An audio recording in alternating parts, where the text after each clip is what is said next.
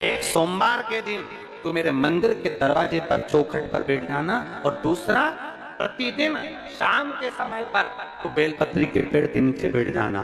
जो तेरी बेल वृक्ष के नीचे सेवा करने आए, जो शंकर जी के मंदिर में सोमवार को जल चढ़ाने आए, उसका जो पात्र जल चढ़ाकर जब घर लेकर जाए, उसके पीछे पीछे पात्र के पीछे पीछे तू जाना और उसके घर में लक्ष्मी का भंडार भरकर। लक्ष्मी बेलपत्र के वृक्ष के नीचे तू विराजमान हो जा। उस बेलपत्र के वृक्ष के नीचे जो बुआरी लगाए, सेवा करे, चाकरी करे, एक बेटी को जैसे बड़ा करते हैं वैसे बेलपत्री के वृक्ष को जो बड़ा करे, बेलपत्री के वृक्ष का जो पालन करे, पोषण करे, उसकी संभाल करे, उस बेलपत्री के वृक्ष को जैसे जैसे वो उन्नति करे वैसे वैसे उसके घर में समृद्धि बढ़ते जाए। उसका खुद का मकान नहीं हो, खुद का मकान नहीं हो, किराए के मकान में रहते रहते जिंदगी बीत रही है, खुद का नहीं,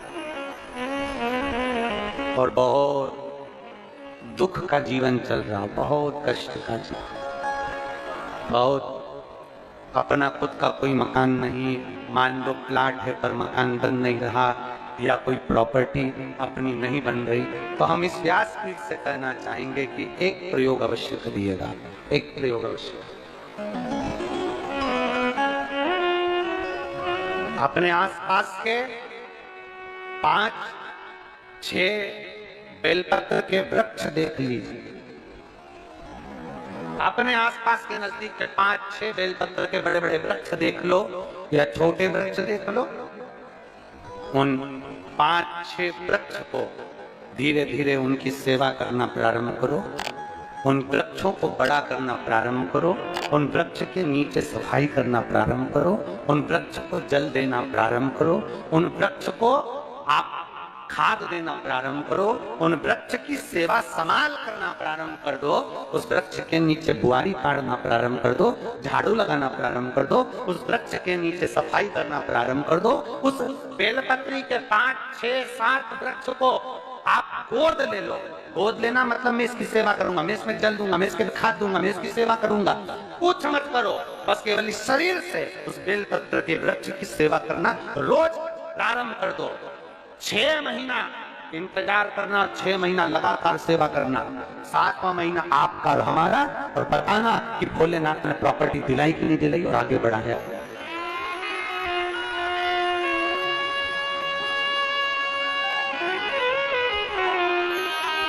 एक बेलपत्र का वृक्ष जिसके नीचे माता लक्ष्मी विराजमान होती है, एक बेलपत्र के वृक्ष के नीचे लक्ष्मी रहती है। दुनिया के लोग कहते हैं लक्ष्मी जी का दिन कौन सा है, बोलो जम के जल्दी से। शुक्रवार। दुनिया के लोग कहते हैं लक्ष्मी जी का दिन शुक्रवार है, पर माता लक्ष्मी से पूछा जाए कि तुम्हारी माता ख्याति देवी नारायण भगवान के साथ तुम्हारी शादी नहीं कर रही थी, शंकर को लक्ष्मी दे रही थी, तब तुमने भगवान शंकर से विनती करी, भोले बाबा मैं नारायण से प्रेम करती हूँ, भगवान नारायण से मेरा विवाह हो। तो माता ख्याति देवी से शंकर भगवान ने विनय कर कर कहा कि लक्ष्मी जी का विवाह नारायण के साथ कर दिया जाए। भगवान नारायण के साथ जब लक्ष्मी जी का विवाह हो गया, तब लक्ष्मी जी हाथ जोड़कर बोलती हैं, बाबा मेरा विवाह नारायण के साथ हो गया और मैं आपके चरणों की सेवा करना चाहती हूँ, बाबा आप कृपा करिए कि मैं क्या करूँ आपके लिए। शंकर भगवान कहते हैं लक्ष्मी बस 2 चीजें कर दे, एक सोमवार के दिन तू मेरे मंदिर के दरवाजे पर चौखट पर बैठ जाना, और दूसरा प्रतिदिन शाम के समय पर तू बेलपत्री के पेड़ के नीचे बैठ जाना। जो तेरी बेल वृक्ष के नीचे सेवा करने आए, जो शंकर जी के मंदिर में सोमवार को जल चढ़ाने आए, उसका जो पात्र जल चढ़ाकर जब घर लेकर जाए, उसके पीछे पीछे पात्र के पीछे पीछे तू जाना और उसके घर में लक्ष्मी का भंडार भरकर। लक्ष्मी बेलपत्र के वृक्ष के नीचे तू विराजमान हो जा। उस बेलपत्र के वृक्ष के नीचे जो बुआरी लगाए, सेवा करे, चाकरी करे, एक बेटी को जैसे बड़ा करते हैं वैसे बेलपत्री के वृक्ष को जो बड़ा करे, बेलपत्री के वृक्ष का जो पालन करे, पोषण करे, उसकी संभाल करे, उस बेलपत्री के वृक्ष को जैसे जैसे वो उन्नति करे वैसे वैसे उसके घर में समृद्धि बढ़ते जाए, उसके घर में वैभव बढ़ते जाए। ये शंकर भगवान माता लक्ष्मी से करे, भगवान शिव माता लक्ष्मी से करे। तो भस्म, अगर शिव के मंदिर में भस्म मिल जाए, शंकर पर चढ़ी हुई भस्म अगर मिल जाए, तो और अगर भस्म ना मिले ना, तो शंकर के जो शंकर भगवान का जो शिवलिंग है, शिवलिंग के आसपास में जो जलाधारी है, यहाँ अगर भस्म ना मिले तो इस जलाधारी पर अपना हाथ स्पर्श कर अपने तन पर उसको लगाकर जरूर। भस्म एक शंकर पर चढ़ा हुआ जल, दूसरे नंबर पर है शंकर पर चढ़ी हुई भस्म। ये दो स्पर्श जरूर। स्पर्श एक भस्म का एक बड़ा सुंदर चरित्र आता है। दूसरा, जिस भूमि पर बैठकर कथा सुनो उसकी रज को अपने मस्तक पर थोड़ा सा लगाकर अवश्य जाओ तो जीवन का एक आनंद है। और शंकर के मंदिर में जाओ तो दो चीजें अवश्य लेकर आओ। पहला, शंकर जी पे चढ़ा हुआ, जम के बोलो, जल अवश्य लेकर आओ, क्योंकि जब तुम जल लेकर आते हो, पात्र लेकर आते हो, तो मेरा महादेव लक्ष्मी जी को तुम्हारे पीछे पीछे तुम्हारे घर तक भेज देगा। खड़ी हुई बेलपत्र मत खाओ। लोग कहेंगे शंकर पर चढ़ा हुआ ये मत खाओ। हम इस व्यासपीठ से निवेदन करना चाहेंगे कि आप अगर दिल रखकर अपने बाबा से कहोगे ना, तो बाबा पर चढ़ा हुआ जो जल है ना, वो जल साधारण नहीं रहता। मेरा भोलेनाथ जब दुनिया को अमृत देता है तो तुमको भी अमृत दे देता है। दो चीजें कभी मत छोड़ो। अगर मंदिर में गए हो तो दो चीजें कभी मत छोड़ो। कथा में गए हो तो दो चीजें कभी मत छोड़ो। एक, कथा श्रवण करना। दूसरा, जहाँ कथा बैठकर सुनते हैं वहां की रज को अपने मस्तक पर लगाना। कथा सुनने के बाद आप यहाँ से जाओ, तले दरी बिछी है, आसन बिछा है, कारपेट बिछा है, उस पर अपना हाथ फेर कर उस रज को अपने मस्तक पर जरूर लगाओ। क्योंकि शिव पुराण में, भागवत पुराण में, स्कंद पुराण में, कूर्म पुराण में, नर्मदा पुराण में, लिंग पुराण में, नारद पुराण में, ब्रह्म वैवर्त पुराण में, जितनी भी पुराणे हैं, सब पुराणों में लिखा है कि जिस स्थान पर बैठकर हम भगवान की कथा को सुनते हैं, उनको याद करते हैं, जितनी देर हम उनको याद करते हैं उतनी देर वो परमात्मा उस स्थान पर बैठा हुआ रहता है। करते हैं उतनी देर वो परमात्मा उस स्थान पर बैठा हुआ रहता है।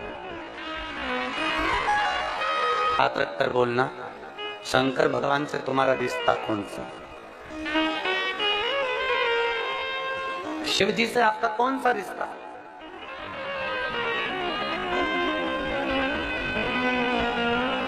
शंकर भगवान को आप क्या मानते हो? हमने आपको एक संबंध बताया था कि सीहोर कुबेरेश्वर धाम आपका मायका है, तो हम आपके भाई हैं, तो शंकर भगवान आपके पिता हैं, आपके बाप हैं, आपका बाबा है, आपका दादा है।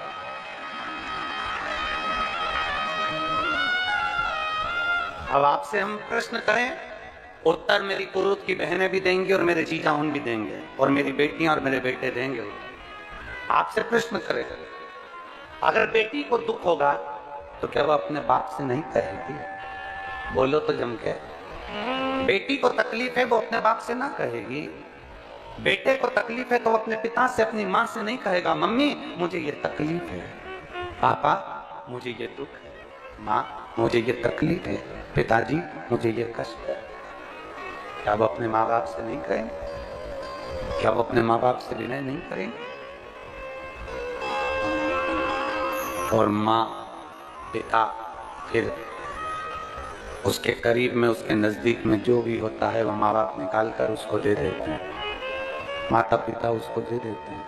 माता लोग कहते हैं कि शंकर जी पे चढ़ा हुआ जल मत पियो, लोग कह देते हैं शंकर जी पे चढ़ी हुई बेलपत्र मत खाओ। कोई इस बहन से पूछे, सुनीता सोनी से, कि शंकर पर चढ़े हुए जल से उसकी गांठ जो डबल से उसके शरीर में आ गई थी वो समाप्त हो गई, तो जरा विश्वास करिएगा कि एक बेटी अपने माँ बाप से ही तो कहेगी, और बाप के पास में जो होगा वही तो अपनी बेटी को देगा दुख को मिटाने के लिए। तो मेरे शंकर भगवान के पास तो उसका चढ़ा हुआ जल है। दूसरा, जिस भूमि पर बैठकर कथा सुनो उसकी रज को अपने मस्तक पर थोड़ा सा लगाकर अवश्य जाओ तो जीवन का एक आनंद है। और शंकर के मंदिर में जाओ तो दो चीजें अवश्य लेकर आओ। पहला, शंकर जी पे चढ़ा हुआ, जम के बोलो, जल अवश्य लेकर आओ, क्योंकि जब तुम जल लेकर आते हो, पात्र लेकर आते हो, तो मेरा महादेव लक्ष्मी जी को तुम्हारे पीछे पीछे तुम्हारे घर तक भेज देगा। दो चीजें लेकर अवश्य आओ। और शिव पुराण में जाओ तो दो चीजें लेकर अवश्य जाओ। पहले नंबर पर शंकर की कथा और अपने अंदर विश्वास कि मेरे महादेव की मैंने कथा सुनी है, अब मैं भटकूंगी नहीं। सारी दुनिया में मैंने ठोकर खा ली, अब कहीं ठोकर नहीं खाऊंगी, अब तो दरवाजे पर महादेव के जाऊंगी, बाकी क्या। दूसरा, कथा में बैठी हूँ बाबा के इस रज को, ये रज नहीं है, ये धूल नहीं है, ये मेरे बाबा के कैलाश 12 ज्योतिर्लिंग का चंदन है, इसको मस्तक चढ़ाऊंगे अपने हृदय से।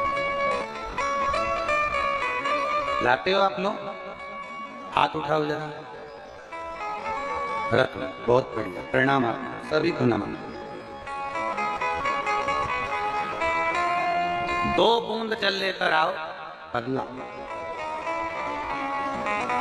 नहीं पियो तो उस जल को अपने घर में छींट लो।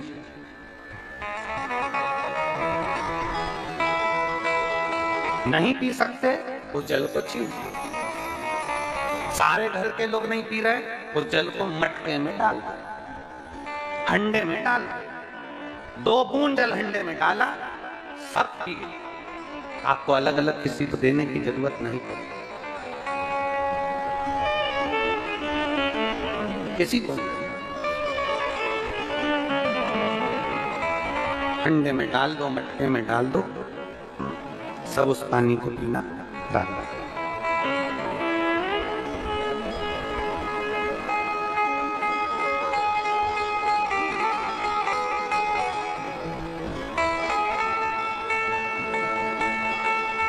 उस जल के महत्व को जब बच्चों का दर्द नहीं देख सकते,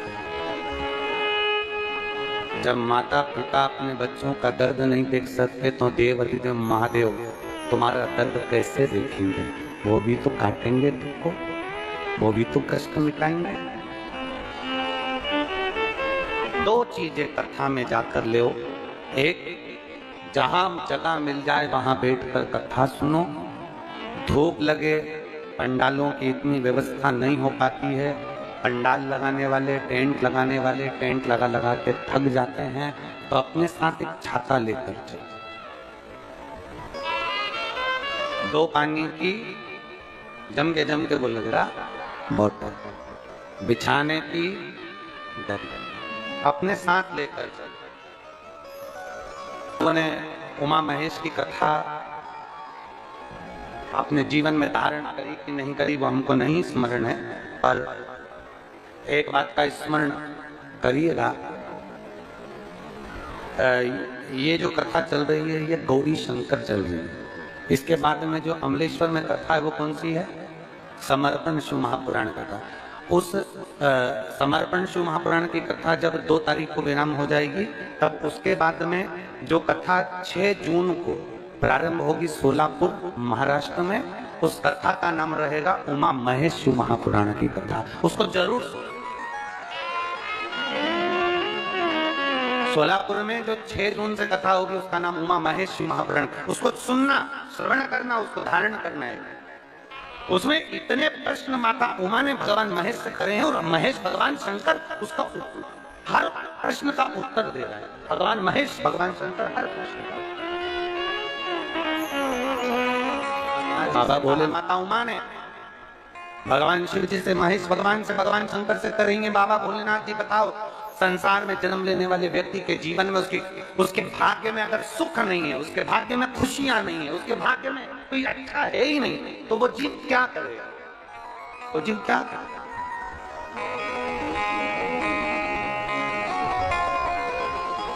भगवान शंकर कह रहे हैं, पार्वती, संसार में जन्म लेने वाला मनुष्य अगर उसके भाग्य में सुख नहीं, उसके भाग्य में अगर खुशियां नहीं है, उसके भाग्य में अगर सुख नहीं है, उसके भाग्य में अगर अच्छा नहीं है, पत्रिका दिखा ली, सुख नहीं है, कार्य कर कर देख लिया, सुख नहीं है, तकलीफ उसकी जिंदगी में चल ही चल रही है, तो भगवान शंकर कहते हैं, भगवान महेश कहते हैं, उमा उस मनुष्य को दूसरे का अच्छा करना प्रारंभ कर देना चाहिए, तो उसकी अच्छाई अपने आप सामने आना प्रारंभ। तो आपको लगे कि हमारे घर में बहुत तकलीफें बढ़ गई हैं, बहुत दुख बढ़ गया, बहुत दुख हमारे जीवन में बहुत बढ़ गया है, तो शिव पुराण कहती है कभी मौका मिले एक बेलपत्र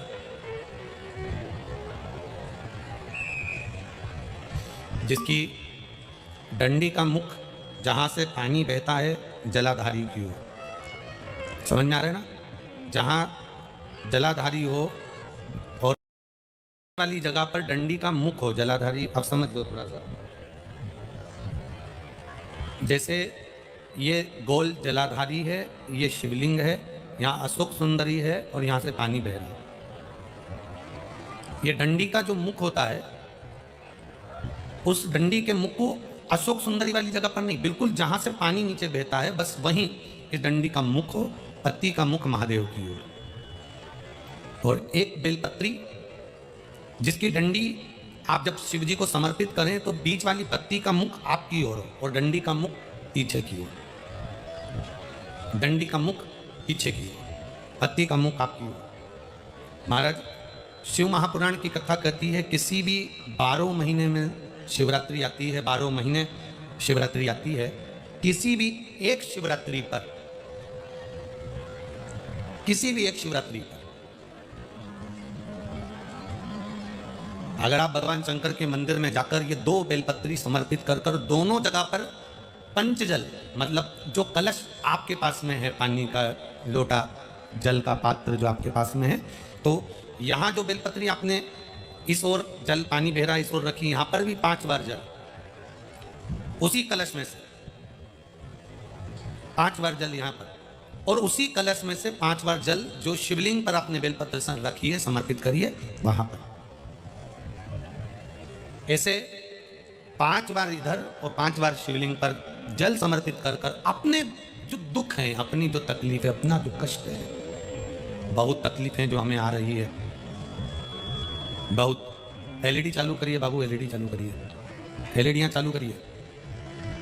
जो तकलीफें हमें आ रही हैं, हम वो बाबा से कहकर, बाबा से प्रार्थना कहकर, अगर वो जल दोनों जगह पर एक शिवरात्रि को, 12 महीने शिवरात्रि आती है, किसी भी शिवरात्रि को हम जब जल समर्पित करें और बाबा से प्रार्थना करें तो ये निश्चित है एक शिवरात्रि पर करते हैं, अगली शिवरात्रि जब आती है तो बाबा आपके दुख को, आपके कष्ट को मिटा ही देता है, ये निश्चित है।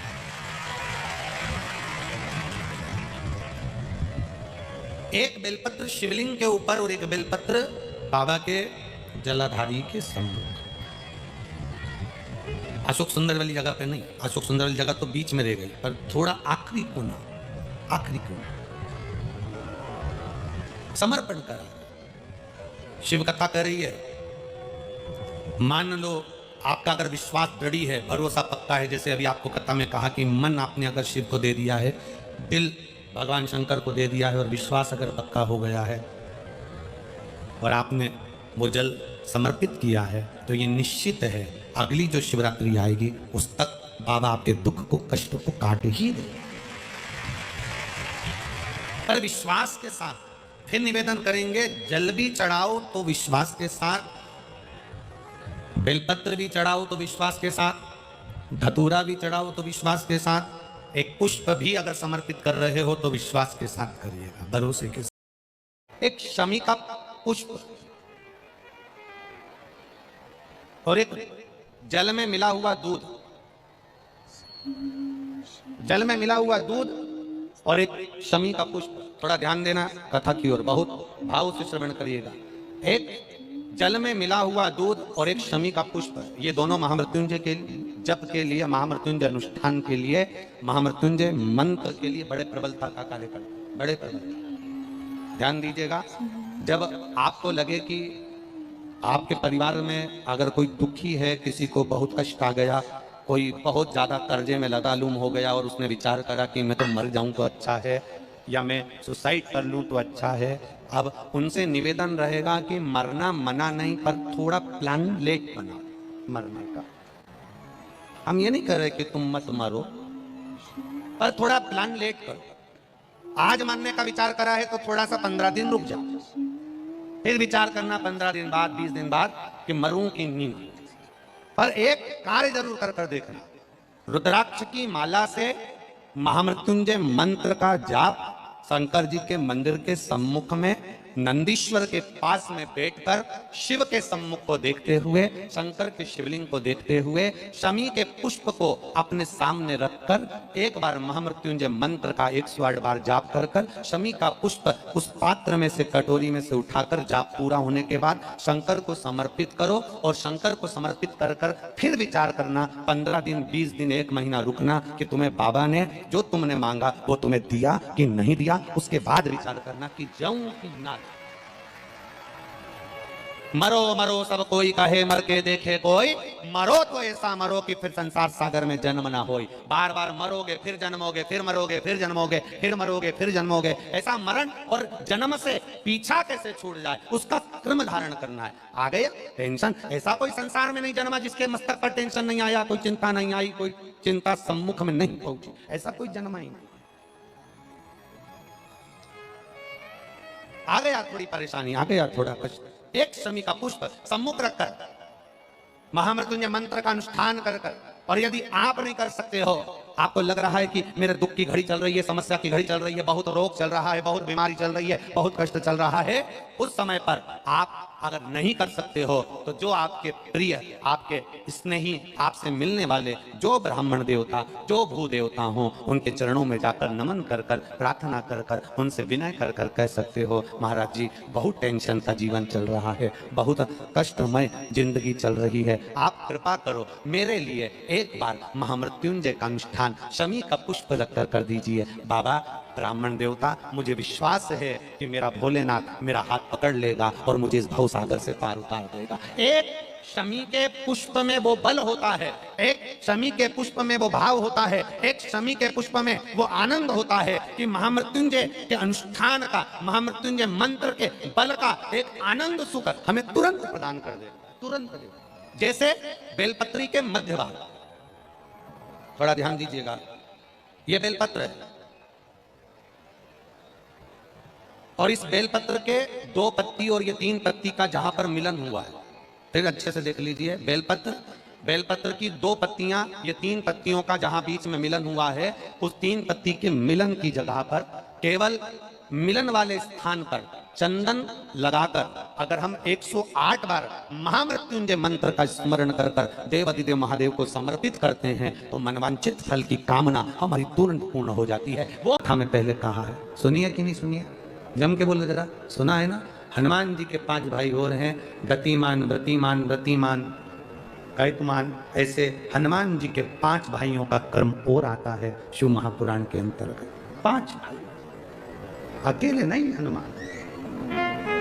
हमने गतिमान का तो वर्णन आपको पहले भी करा है कि हनुमान जी के चरण के सिंदूर से जिस फैक्ट्री को, जिस गाड़ी को, जिस लोहे का जो कारखाना हो जो नहीं चल रहा हो, गाड़ी बार बार खराब हो रही हो और बार बार एक्सीडेंट हो रहे हो, बार बार तकलीफ भोग रहे हो, तो श्री हनुमान जी के भाई गतिमान का नाम लेकर स्वस्तिक बनाने का बोला था। याद है किसी को? जिसको याद है हाथ उठा, याद है आप लोगों को? रखिए रखिए, गतिमान हनुमान जी के भाई हैं, तुम चिंता ना करो।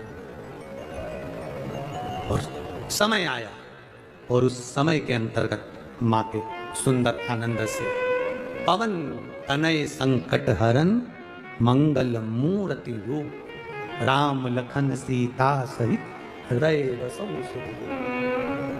शिव के एक अंश मात्र, शंकर का एक स्वरूप माता, बस इस हृदय को, इस दिल को, इस मन को शिवालय तक ले जाना है। और जब ये मन, जब ये चित्त शिवालय तक पहुंच जाए